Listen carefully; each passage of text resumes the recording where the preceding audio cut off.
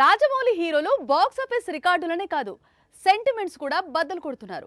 రాజమౌళితో cinema చేసిన తర్వాత hit ఉండదు అనేది సెంటిమెంట్. ఈ సెంటిమెంట్ ను యంగ్ టైగర్ దేవరతో బద్దలు కొట్టాడు. ఇప్పుడు మహేష్ 18 ఏళ్ల సెంటిమెంట్ ను రాజమౌళి కోసం పక్కన పెట్టేశాడు. మహేష్ బాబు కొత్త సినిమా ఓపెనింగ్. నిజానికి ఓపెనింగ్ లో మహేష్ కనిపించడు. ఎందుకంటే ఏళ్లుగా సూపర్ స్టార్ ఫాలో అవుతున్న సెంటిమెంట్ ఇది. ఏళ్లుగా అంటే ఎన్నేళ్లు అంటారా?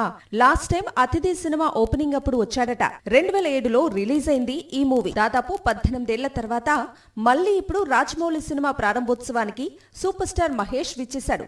బాక్స్ ఆఫీస్ రికార్డుల సంగతి తర్వాత అవి ఎలాగో బ్రేక్ అవుతాయి. ముందు సెంటిమెంట్స్ ను క్లియర్ చేసేశాడు సూపర్ స్టార్.